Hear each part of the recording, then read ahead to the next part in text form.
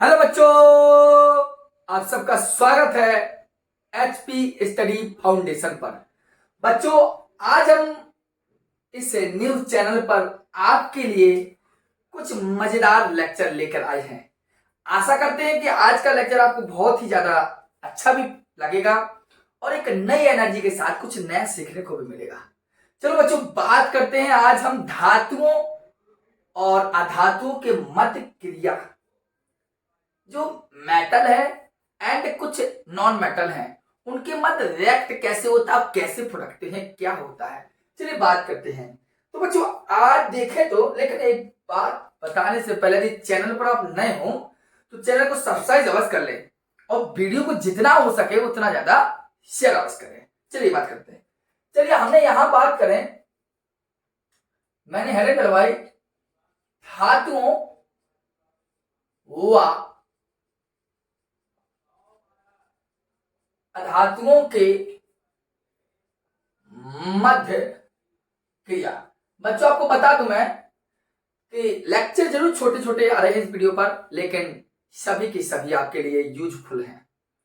इस बात को हमें जाना, या कोई एंटरटेनमेंट करने के लिए मैं यहाँ प्रतिदिन इस गर्मी में आपको लेक्चर जो प्रोवाइड कर रहा हूँ, केवल खेल खेलने के लिए।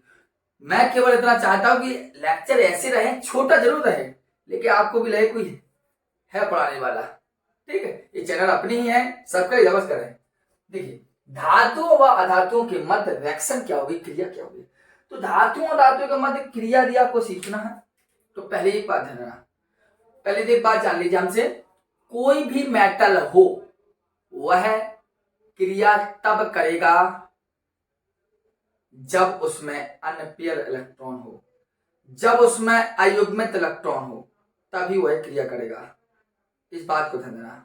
अर्थात जिसकी आउटर मोस्ट सेल, अर्थात बाह्यतम कक्षा खाली हो, या कहने का मतलब है जिसकी बाह्यतम कक्षा अर्धपूरित हो, मतलब पूरी पूरी भरी ही ना हो, अर्थात जिसकी कक्षा में 8 इलेक्ट्रॉन ना हो, वही बंध बनाने में भाग लेते हैं। अर्थात धातु और धातुओं के मध्य जो क्रिया का मतलब यही है कि धातु और धातु के मध्य क्रिया का मतलब क्या है।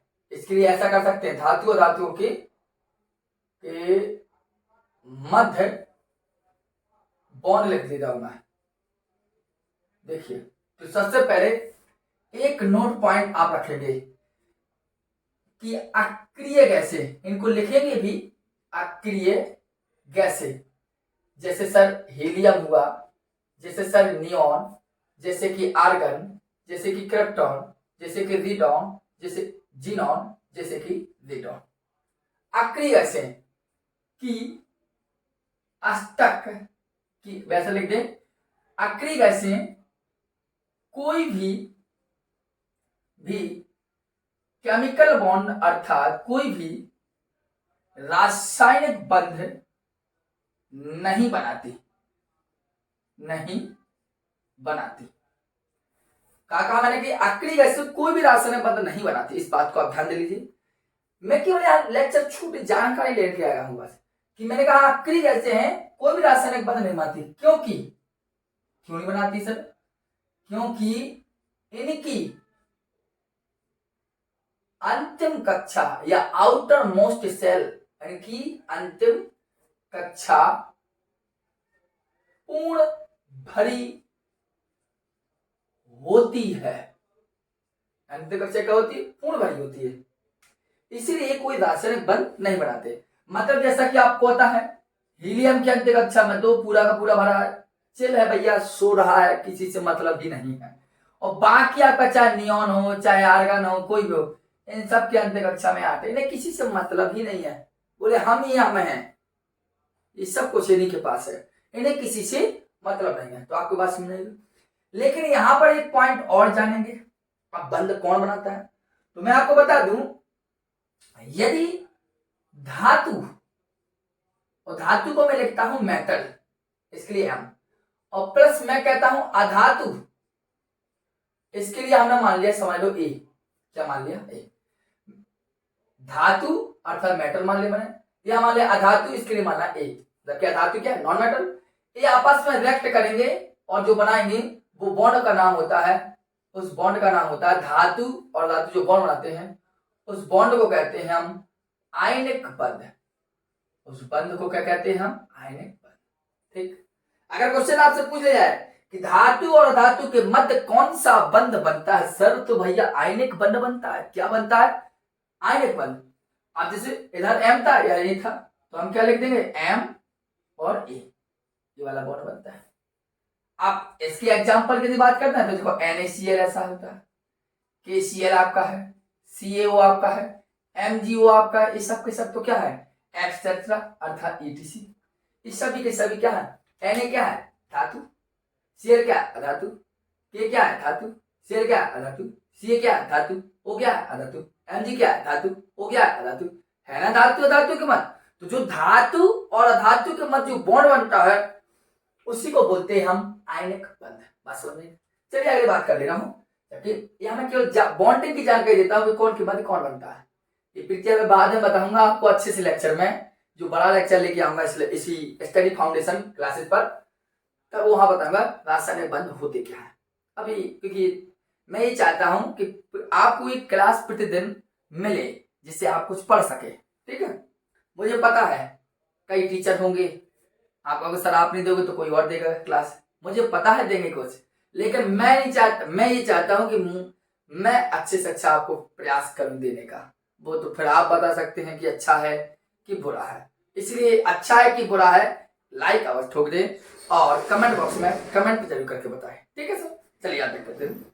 अगर बात करें हम आगे से दूसरे पॉइंट बात करें, यदि हमने लिया धातु जिसे हम बोलते हैं एम, और प्लस में लिया एक और धातु, इसमें भी ले लिया हमने एम, मेटल है, आपस में रिएक्ट करेंगे, धातु और धातु आपस में जुड़ रहे हैं, ये धातु और धातु का जो बंध बनता है वो बोलते हैं धात्विक बंध। ऐसा बंध क्या होता है, धात्विक बंध।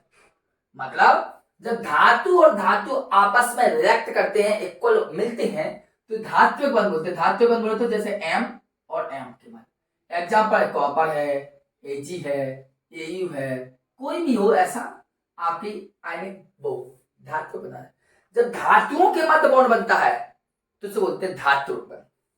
ठीक है, आप इतनी बात समझेंगे। एक और बात देना, अगर देखो अपने धातु धातु की बात करें, अगर हम बात कर लें एक धातु वो दोनों अधातु हो जाए, जैसे एक अधातु बोले तो ए और एक और अधातु बोले तो ए, क्या लिखते हैं इसको भी लिखते हैं, क्या होगा, क्या बन जाएगा, यहां बनता है जो बॉन्ड बनता है वो कहलाता है सह संयोजक बंध।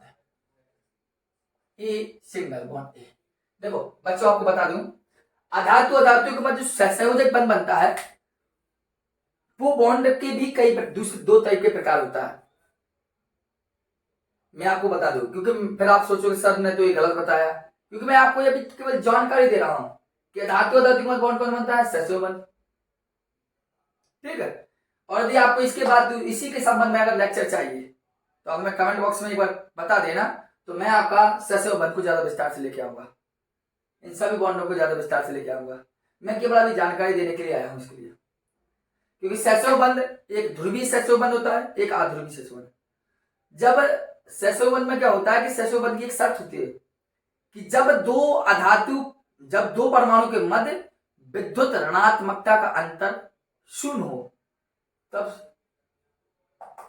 सहसंयोजक बंध बनता है। ठीक है, तो इस बात की कई प्रकार की प्रक्रिया है, केवल मैं बता रहा हूं कि धातु तुम्हारे सहसंयोजक बंध होता है। तो तुम कुछ देखो कि सर हमारे टीचर ने ऐसा पढ़ाया था और यूट्यूब पर ऐसा पढ़ाया गया, तो मैं केवल जानकारी, होता कई प्रकार का है, मैं केवल जानकारी दे रहा हूं कि अगर अधातु अधातु के मध्य जो बॉन्ड बनेगा वो सहसंयोजक बंध होगा। कोई भी टीचर आपका गलत नहीं करेगा, गारंटी देता हूं। जैसे कि उदाहरण में एग्जांपल लिया मैंने H2, जैसे Cl2, जैसे कि N2, जैसे कि CO2, जैसे कि NH3, ये सब क्या है, ये सब क्या है आपके बॉन्ड सहसंयोजक बंध के उदाहरण हैं। तो अगर क्वेश्चन पूछे तो कैसा, देखो ये दोनों अधातु हैं, ये भी अधातु है, ये भी अधातु है, ये अधातु अधातु अधातु अधातु सब अधातु है। कोई बच्चा ये ना सोच लेगा कि सर H पर तो प्लस चार्ज भी होता है तो ये तो धातु हुआ ना, तो वो अलग कंडीशन होती है इस बात की कि बॉन्ड कैसे बनेगा इसमें। ठीक है, वो एक अलग बात होती है। तो बताइए बच्चों कि आपको ये जानकारी सही लगी कि नहीं लगी। ठीक है, ज्यादा है तो आपको आपके लिए एक एग्जाम्पल देता हूं मैं। ठीक है, देखिए हम एक एग्जाम्पल देता हूं, आपको पता, इतना एग्जाम्पल के हिसाब से बात करूं तो आपको पता है जैसे कि NaCl है आपका, क्या है NaCl है। NaCl की जब हम बात करें सर तो होता क्या है, देखो Na क्या है, एक धातु है, धातु का मतलब Na और अधातु का मतलब Cl। अगर Na का इलेक्ट्रॉन में ना देगा परमाणु क्रमांक क्या हो, 2 8 1 होगा, Cl का परमाणु क्रमांक 2 8 7 होगा। अब तो इसके अंतिम कक्षा में कितना, एक, इसके अंतिम कक्षा में कितना है 7, यह कितना, यह भी 8 चाहता है, यह भी 8 चाहता है, तो 7 यह ले तो सकता नहीं है क्योंकि सोडियम के पास इतनी एनर्जी नहीं होती है कि वाले 7 इसको ले लें, तो बोले 7 चलेगा, वो लेता है तो बोले जी होगा 8, बोले इसकी लास्ट कक्षा भी 8 हो गई। तो ये ऐसा कर नहीं सकता है, अर्थात यहाँ 7 थे तो ये सातों के सातों इलेक्ट्रॉन इसके पास नहीं आ सकते हैं। हाँ, इतना जरूर हो सकता है कि ये वाला इलेक्ट्रॉन यहाँ ट्रांसफर हो जाएगा, तो जब ये इलेक्ट्रॉन ट्रांसफर होगा तो कहने का मतलब ये Na है, ये इलेक्ट्रॉन देगा अपना, देगा का मतलब इलेक्ट्रॉन दिया तो हो जाएगा Na प्लस, और यही इलेक्ट्रॉन Cl ने ग्रहण किया तो Cl ग्रहण करेगा इलेक्ट्रॉन को, होगा क्या Cl माइनस। Na ने अपना जो इलेक्ट्रॉन दिया तो Na प्लस, अर्थात और जो इलेक्ट्रॉन का इसके पास इसने लिया तो Cl माइनस, यही तो होता है। तो ऐसी तो प्रक्रिया बनती है, अर्थात बनता कैसा बॉन्ड है, बनता बॉन्ड ऐसा, देखो ये Na, इस सब विस्तार से बात करेंगे, थोड़ी चर्चा कर दे रहे हैं थोड़ा सा। ठीक है, जैसे Na की कक्षा में कितना, इसको क्रॉस से दिखा दो, अभी हमने लुईस डॉट स्ट्रक्चर आपको सिखाए हैं, उसी के कॉन्टेक्ट बात होगी। अंत कक्षा में कितना, एक, लेकिन थोड़ा हमने बिंदु रख के बताए तो इसलिए बताया कि जिससे दो भिन्न हो जाए, अलग अलग। सी कक्षा में 7 तो 1 2 3 4 5 6 7, देखिए ये अकेला है तो ये क्या होगा, इलेक्ट्रॉन यहाँ शिफ्ट हो जाएगा, और जब यहाँ शिफ्ट होगा तो कैसा हो जाएगा Na और ये Cl, तो देखो क्या होना है आपका, ये जाके तरफ रखिए, इसको रखिए, एक रखिए, अभी आएगा ये बिंदु के साथ एक क्रॉस आ गया, बिंदु के पास क्या आएगा, एक क्रॉस आ गया, तो बना गया क्या ना, इसी बोलते हैं आने पर, मतलब इसने त्यागा है तो प्लस, इसने ग्रहण किया तो ये माइनस, तो हो गया Na प्लस Cl माइनस। दोबारा एक बार बात करता हूँ, मैंने क्या कहा, धातुओं धातु धातु के मध्य बॉन्ड की बात कर रहा था। मैंने कहा कि जो कुछ अक्रिय गैसें होती हैं जैसे हीलियम नियोन, समझ रहे ना, helium neon argon krypton xenon radon, कोई भी केमिकल बॉन्ड का निर्माण नहीं करती। क्यों नहीं करती, क्योंकि इनके अंतिम कक्षा पूर्ण भरी होती है। जब पूरी पूरी भरी है तो ना इनको लेना ना देना, काहे को मतलब रखेंगे यार इसको, तो क्या होगा, तो मैंने कहा जब धातु और धातु मिल जाए, एक धातु मिल जाए तो इसे आयनिक बॉन्ड होते हैं, जैसे NaCl KCl, और एक धातु दोनों धातु आपस में जाए तो इसे बोलते हैं धातु, और एक अधातु दोनों अधातु आपस में जाए तो इसे बोलते हैं सहसंयोजक बल, जैसे H2 Cl2 N2 CO2 NH3, ये सब के सब कहाँ है, अधातु। ठीक, जैसे एग्जांपल है NaCl, तो NaCl का मतलब कहने का क्या, 2 8 1 कर दीजिए, इसका 2 8 7, मतलब इसकी कक्षा में कितना 7, इसकी कक्षा में कितना 1, दोनों कक्षाएं अपूर्ण है, दोनों को चाहिए आधार, तो ये वाला इलेक्ट्रॉन 7 इसको दे नहीं सकता क्योंकि इतनी सोडियम में ताकत नहीं है कि 7 निकाले। नियम क्या होता है, ये इलेक्ट्रॉन आपको सब त्याग देगा, जब Na ने इलेक्ट्रॉन त्यागा तो Na प्लस, अब एक इलेक्ट्रॉन किसने लिया Cl ने, तो Cl माइनस हो गया, तो यही तो बताएगा Na की कक्षा में था तो ये क्रॉस रखा दिया, Cl की लास्ट कक्षा में 7 थे तो 7 रख के बताइए। लुईस बिंदु वाला टॉपिक आवाज देख लेना आप, इसको विस्तार से लेकर आऊंगा, बार बार कर रहा हूँ, आपको परेशान नहीं होंगे आप। तो इलेक्ट्रॉन क्या है, यहाँ शिफ्ट हो गया तो ये हो गया शिफ्ट, इसने ग्रहण किया माइनस, इसे दिया तो एक रहता है, बताइए दिक्कत हो, स्क्रीनशॉट ले लीजिए पहले आप तो इसका अच्छे से, आगे समझ में। और ये आने कौन है, इसके बाद अगला लेक्चर जो आएंगे, ज्यादा आप एक बार कमेंट बॉक्स में कमेंट करते हैं बस, जैसे हम अगला लेक्चर लेके आएंगे तो हमें लगेगा हाँ बच्चों की इच्छा है, पता चला हम लगे पड़े हैं और आप चाहते ही कुछ नहीं हो। ठीक है, तो ये कंटेंट है आपके लिए, आपका चैनल पर नए हो तो चैनल को सब्सक्राइब बस कर ले, आपकी अपनी ही न्यूज चैनल है, आपके लिए कार्य करने के लिए हमारी इच्छा हुई तो हम आए हैं आपके पास, और आगे भी आपसे ही बढ़ेंगे, किसी और से थोड़ी आगे बढ़ेंगे। स्टूडेंट पावर्स हाईएस्ट पावर होता है इस वर्ल्ड में, तो आप चैनल को सब्सक्राइब बस करें और इसको समझें, और कोई दिक्कत हो तो कमेंट बॉक्स कमेंट कर करते हैं। धन्यवाद।